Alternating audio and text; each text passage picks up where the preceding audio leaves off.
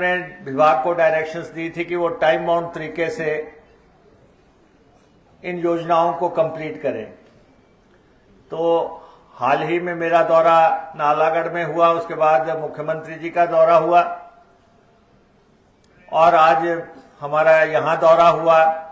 यहाँ भी सिंचाई की और पानी की योजनाओं को मुकम्मल किया है और कोशिश है कि हमारी कि इन दोनों कॉन्स्टिट्यूएंसीज में हम जो भी पानी का काम है, सिंचाई का काम है, उसको हम गति दे सकें। लेकिन मैं आप लोगों का धन्यवादी हूं कि आपने इन दोनों कॉन्स्टिट्यूएंसीज में कांग्रेस के विधायक दिए हैं और आपने देखा भी होगा कि हमारे एमएलए जो हैं ये कोई बारात के घोड़े नहीं हैं, ये रेस के घोड़े हैं। और लगातार प्रतिस्पर्धा मुझे लगता है दोनों में ही प्रतिस्पर्धा लग गई है कि काम को रफ्तार दिलवाई जाए। बाबा जी भी बड़े भाग्यशाली हैं। आपको मालूम ही है कि विनाश काले विपरीत बुद्धि, अच्छे भले एमएलए बने हुए थे और इनके भाग्य में लिखा हुआ था तो ये बन गए।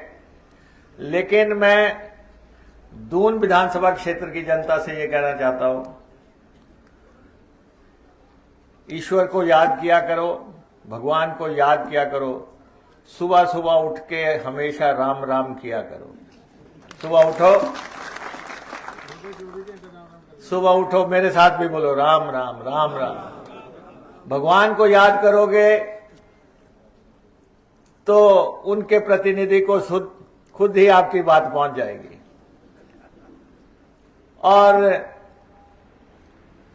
मैं देखता हूं कि पिछले कुछ अरसा से मैं देख रहा हूं कि एक षड्यंत्र जो है हमारे एमएलए के खिलाफ, राम कुमार जी के खिलाफ लगातार चल रहा है। एक साजिश चल रही है। रोज ही जो है कोई ना कोई नई बात लेके आ जाते हैं। वैसे तो ये वही लोग हैं जो कहते हैं कि हिमाचल प्रदेश में टॉयलेट टैक्स लग गया। अब आप बताओ, आप इतनी जनता यहां बैठी है, आप रोज सुबह टॉयलेट जाते हैं, क्या आपने किसी ने टॉयलेट टैक्स दिया है? तो ये दुष्प्रचार जो है लगातार किया जा रहा है कि जी टॉयलेट टैक्स लग गया, दिल्ली तक टेलीविजनों में चला रहे हैं। कभी कहते हैं कि जी समोसा चोरी हो गया। हमारे एसपी साहब यहां बैठे हैं, एडिशनल बैठे हैं, डीएसपी बैठे हैं। भाई पुलिस वालों का समोसा चोरी करोगे तो फिर क्या वो जांच नहीं करेंगे? कि चोरी भी करनी है तो ठीक जगह जाके करो। और फिर अभी कह रहे हैं कि जी मुर्गे की बात कर रहे थे, मुर्गे लेके चले हुए थे। अभी अपने चौधरी राम कुमार जी ने मुझे खाना खिलाया, मुझे कहते मुर्गा मंगवाऊं, मैंने कहा नहीं मेहरबानी रखना।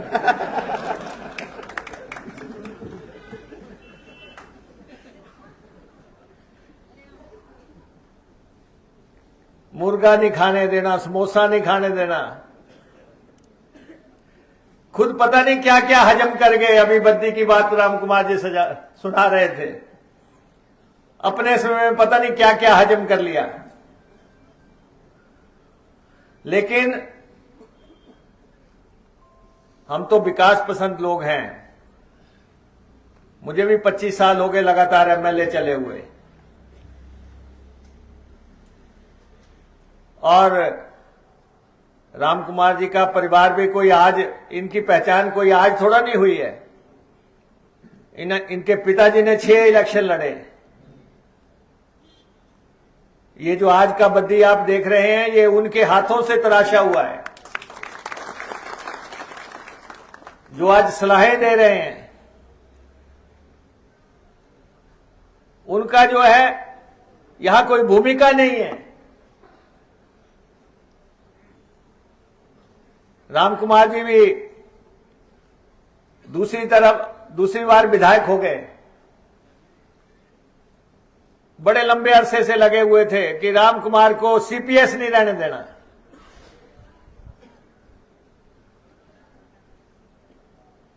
कभी कह रहे थे कि जी उनके आगे गाड़ी चलती है, पुलिस की गाड़ी चलती है, पीछे गाड़ी चलती है। अरे भाई, जो जीतेगा उसके आगे पीछे गाड़ियां तो चलेंगी।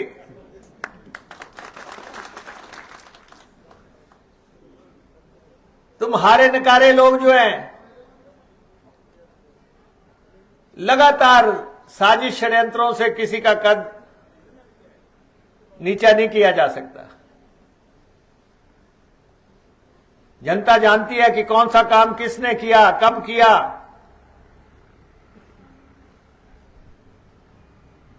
हम तो उस पार्टी के लोग हैं, डॉक्टर वाईएस परमार की पार्टी के लोग हैं जिन्होंने हिमाचल बनाया। हम उस पार्टी के लोग हैं, वीरभद्र सिंह, जिन्होंने हिमाचल को संवारा। हम उनकी पाठशाला में पढ़े हुए लोग हैं। और आपका एमएलए राम कुमार भी उस पार्टी का आदमी है। जब भारतीय जनता पार्टी हिमाचल प्रदेश की सरकार तोड़ रही थी और हिमाचल प्रदेश में खरीदो फरोख्त चल रही थी विधायकों की, तो ये सीना चौड़ा करके कांग्रेस पार्टी के साथ खड़ा रहा। तो ये कांग्रेस की पहचान है। किसी और सर्टिफिकेट की जरूरत नहीं है। आपके सामने हुआ, सरकार तोड़ने की कोशिश हुई,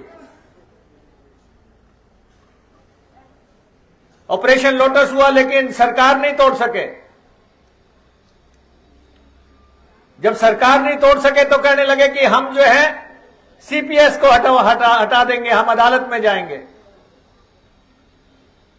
फिर कहने लगे कि हम इनको एमएलए नहीं रहने देंगे। जाको राखे साइया, मार सके ना कोई। ये आज भी आपके सामने एमएलए हैं और मैं इनको कहना चाहता हूं, कोई भी साजिश षड्यंत्र आपका बाल भी बांका नहीं कर सकती जब तक दून की जनता आपके साथ है। नागरिकता घर से आरंभ होती है।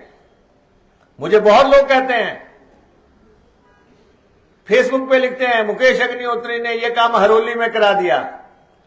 तो मैं कहता हूं कि इन्हीं की बदौलत तो मैं 5 दफा 25 साल से जो है हिमाचल विधानसभा में बैठा हुआ हूं। मैं क्यों नहीं करवाऊंगा? और राम कुमार दून के लोगों का काम क्यों नहीं करवाएगा? इनका तो पुश्तैनी हक है। इनके पिताजी ने भी करवाया और ये भी करवाएंगे। और जो भी यहां पे चाहे उद्योग है, चाहे दूसरे काम है, आम जनता का काम है, कौन करवाएगा? चुना हुआ विधायक कौन है? ये सोचते हैं कि हम धमका देंगे, हम राम कुमार को खामोश कर देंगे, साइलेंट कर देंगे। और मैं एमएलए से कहना चाहता हूं, पूरे दम से, पूरे धड़ल्ले से, पूरे छाती ठोक के आप शासन कीजिए। सरकार आपके साथ है, किसी से घबराने की जरूरत नहीं है।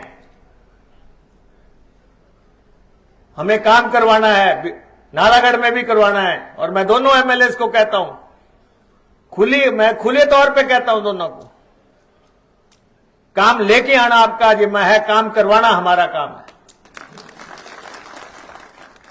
कि अगर घर बैठे बोलते रहेंगे कि जी ये काम भी होना था, फलां काम भी होना था, जो बात हम तक पहुंचेगी वो होगा कैसे?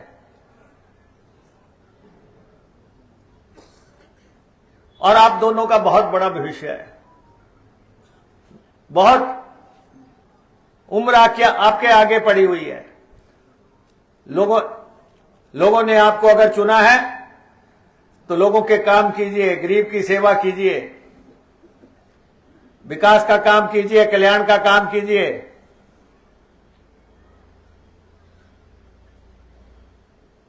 और यहां पे ये कॉन्स्टिट्यूएंसी वैसे भी बॉर्डर की कॉन्स्टिट्यूएंसी है, इसकी अपनी समस्याएं हैं।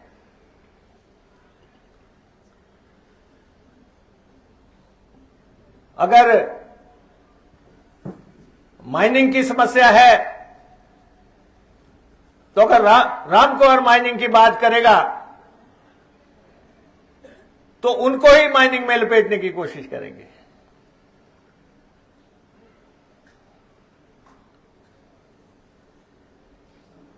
लंबे अरसे से आपके बीच में है, आपको परिवार के रसूख का पता है। मैंने चौधरी लज्जाराम जी को वीरभद्र सिंह जी के साथ झगड़ते भी देखा है। वो हम इकट्ठे रहे विधानसभा में। जब चौधरी राम कुमार जब एमएलए बने और मुझसे मिलने आए, मैंने इनको पहले एक ही पाठ पढ़ाया था। सबसे पहले ये मैंने कहा कि राजे से पंगा मत लेना, क्योंकि मैंने आपके पिताजी को झगड़ते देखा है। मैंने कहा कि आपने एक टर्म राजे के साथ चलना है, और राजा साहब के साथ जो इनकी घनिष्ठता हुई उसने दून की तकदीर बदल दी। कितने काम करवाए, कितने काम कराए, दर्जनों काम। एक ही मंच पर जो है 40-40 घोषणाएं हुई और उनको मुकम्मल किया गया। और आपको तो पता ही है, राजा जिसके साथ था, जिसके खिलाफ था तब भी था। तो इन्होंने उनके साथ उनकी पाठशाला में एक क्लास लगाई है, मेरे ख्याल काफी शिक्षा ले ली होगी।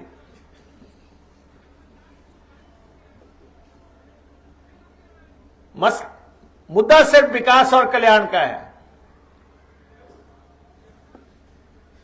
और आज यहां पे ये कह रहे हैं कि यहां बस अड्डा बनना चाहिए, बद्दी में बस अड्डा बनना चाहिए। बद्दी जितना बड़ी औद्योगिक नगरी है और जितने लोग यहां फ्लोटिंग पॉपुलेशन है, जितनी गाड़ियां आती हैं, यहां पे बस अड्डे की जरूरत है। और बहुत जल्दी हम आपको भव्य बस अड्डा बद्दी में बना के तैयार करके देंगे। आलीशान बस अड्डा। इनके साथ डिस्कशन करके हमारे ऑफिसर डिस्कशन कर लेंगे, और जैसा बस अड्डा आप चाहेंगे वैसा बस अड्डा हम बना के यहां तैयार करेंगे। एक ये कह रहे हैं कि बाबा जी के पास पानी का रेस्ट हाउस है, मेरे पास नहीं है। वैसे तो घर में कुछ चीजें वैसे भी बांट ली जाती हैं। तो दूर हो गया ना जी। और ये मुझे अभी रास्ते में ही कह रहे थे, तो हम यहां पे बद्दी में रेस्ट हाउस सिंचाई विभाग का बना के तैयार करेंगे। बेहतरीन रेस्ट हाउस हम यहां पे बनाएंगे। और जिन स्कीमों की इन्होंने बात की है, पानी की स्कीमों की इन्होंने बात की है, हमारे ऑफिसर सारे यहां पे हैं। अधिकारियों को मैं खासतौर पे नालागढ़ और बद्दी के अधिकारियों को कहना चाहता हूं, एड़ियों के बाहर रहो, जिसको कहते हैं टेंटर हुक्स पे रहो। पानी का हमने व्यापक कार्यक्रम यहां पे करना है। पानी की जो लोगों की मांग है, चाहे वो घर का पानी है। अभी मुझे रास्ते में एक गांव के लोग मिले, उन्होंने कहा हमारे 3 दिन से पानी नहीं आया। बटोली खुर्द के 24 घंटे में आप जो है ऑफिसर्स की टीम उस गांव में जाओ, विजिट करो और उनको पानी मुहैया करवाओ। और ये शिकायत हमें सीधी आनी नहीं चाहिए, ये आपके पास निपट जानी चाहिए। विभाग का एक रेपुटेशन है, विभाग इसके लिए जाना जाता है कि उसमें फौरी एक्शन होता है।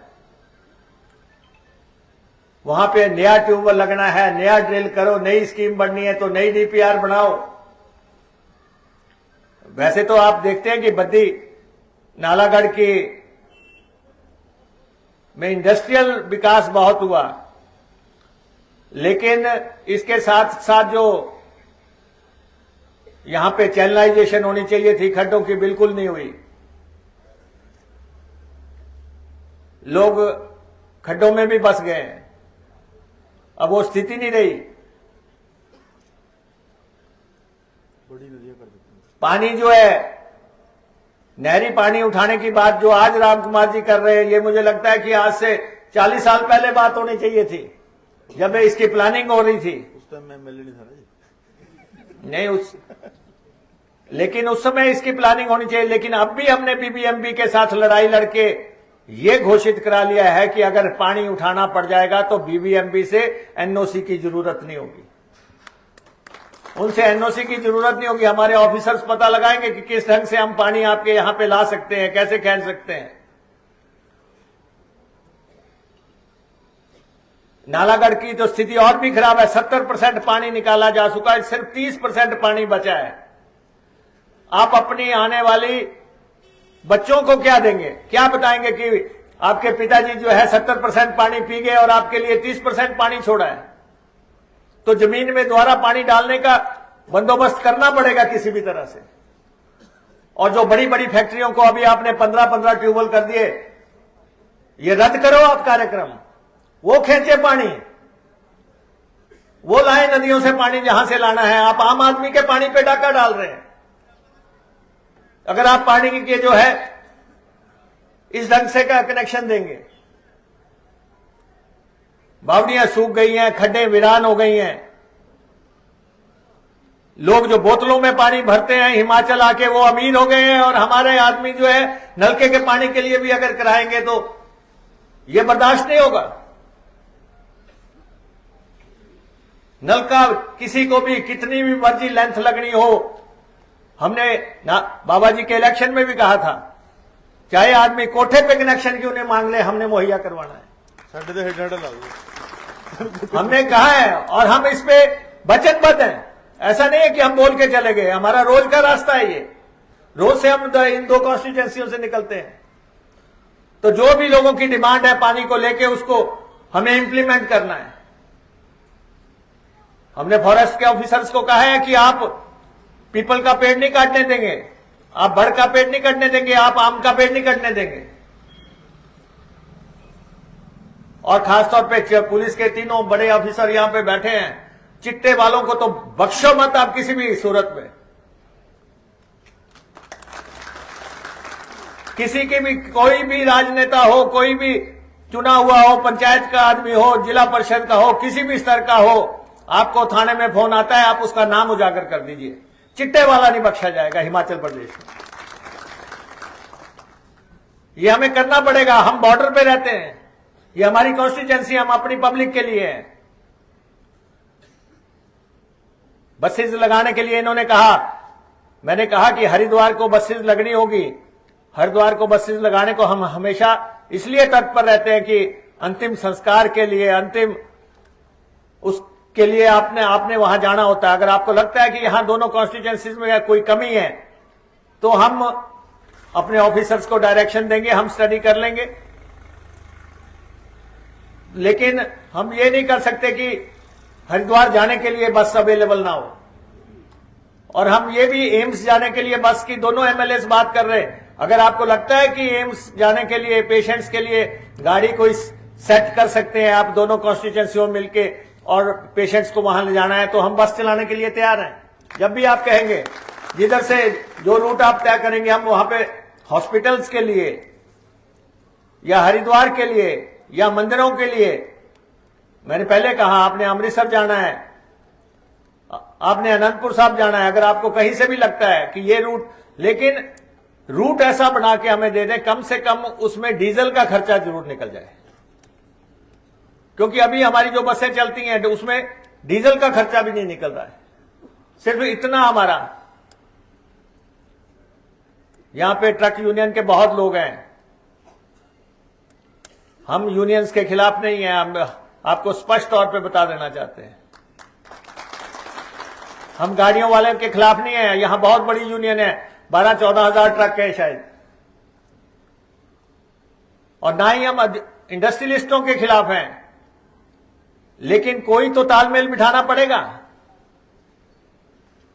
और हम कोशिश करेंगे कि आप में डायलॉग हो, आप लोग बैठ के जो है, क्योंकि आप एक दूसरे के पूरक हैं। फैक्ट्रियां चलेंगी, ट्रकों को काम मिलेगा, ट्रक चलेंगे तो फैक्ट्रियों का सामान जाएगा। तो इसलिए ये आप कतई ना सोचे। अभी मुझे आपके यूनियन के लोग मिले कि मुख्यमंत्री जी ने कड़ा बयान दिया है, मुख्यमंत्री जी से आपकी मुलाकात भी करा दी जाएगी। आप भी अपना पक्ष रखें। आप भी हिमाचल के लोग हैं आप, और हम हिमाचलियत की पैरवी करने वाले लोग हैं। तो इसलिए इस इलाके में आपको कोई कष्ट नहीं होना चाहिए। इन दोनों कॉन्स्टिट्यूएंसीज के लोगों को मैं विश्वास दिलाना चाहता हूं, आप हमारे दोनों साथियों पे आशीर्वाद रखो, अपने दोनों हाथ रखो। जो हमारे बाबा हरदीप सिंह जी हैं या हमारे राम कुमार जी हैं, आप इनका साथ दें। जो भी काम आप कहेंगे हम वो काम करने को तैयार हैं। और सरकार में इन दोनों की बहुत चलती है, ऐसे गलतफहमी में ना रहना कोई। दोनों की ठोक बजा के चलती है। अगर ये आपको कहे भी कि मेरे से काम नहीं होता तो जबरदस्ती इनसे काम करवाओ। ये काम करवाने की क्षमता रखते हैं, दोनों काम कराने की क्षमता रखते हैं और असंभव को भी संभव करने की क्षमता रखते हैं। मैं आपसे लंबी बात करता, लेकिन मुझे गोवा पहुंचना है, मेरी 6 बजे फ्लाइट है चंडीगढ़ से, तो मुझे जाना है। आपसे मिलके मुझे बहुत खुशी हुई। हम मिलते रहेंगे और जो भी आपके काम होंगे हम उनको समयबद्ध तरीके से जो है पूरा करेंगे। और ये जो आपके एमएलएज हैं, मेरे डिपार्टमेंट के काम तो खुद ही कर लेते हैं। ये मेरे अफसरों को तो पता ही है कि इनके काम करने हैं, वो तो खुद ही कर देते हैं इनके काम। तो इसलिए जो आपका हुक्म होगा वो सर माथे पे।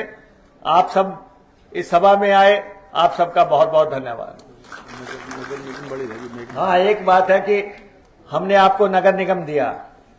नगर निगम को लेकर कुछ लोगों के दिलों में कुछ बातें हैं, कुछ शंकाएं हैं। देखो, मैं आपको यह कहना चाहता हूं, लोग स्मार्ट सिटीज की तरफ जा रहे हैं, लोग चंद्रमा पे चढ़ रहे हैं। आप जो है स्मार्ट, इसका नगर निगम का विरोध मत करें। आपकी जो भी बाउंड्री के डिस्प्यूट हैं कि आप चाहते हैं इस इलाके को रखना है, इसको नहीं रखना है, टैक्स नहीं लगने चाहिए, फलां नहीं करने, हर चीज का हम निवारण करेंगे। ये विकास के लिए है, कल्याण के लिए। आप पे कोई टैक्स थोपने की कोई सोच नहीं है। जो आप कहेंगे वो उन इलाकों को रखेंगे। और जो, क्योंकि इतना बड़ा इंडस्ट्रियल एरिया है, इतने बड़े कारखाने हैं, उसको देखते हुए अगर शिमला नगर निगम हो गया, अगर धर्मशाला नगर निगम हो गया, अगर सोलन नगर निगम हो गया, ये तो आप बहुत खुशकिस्मत है कि कांग्रेस की सरकार है, आपको नगर निगम बनाएगी। और चौधरी राम कुमार जो कहेंगे कि इलाके रखने हैं वो रख देंगे, जो ये कहेंगे निकालने हैं वो निकाल देंगे। और टैक्सों की कोई बात नहीं है। कई लोग आते हैं कि अगर आप कुत्ता घुमाएंगे तब भी टैक्स लग जाएगा, आप गाय लेके जाएंगे तब भी टैक्स। ये सब ऐसे ही शगुफे हैं जैसे टॉयलेट टैक्स है और जैसे मुर्गे का मसला है। ये सब शगुफे है, षड्यंत्र है। हम आपके मुताबिक ही नगर निगम बना के देंगे, ये हमारा आपको भरोसा है। आपका बहुत बहुत धन्यवाद।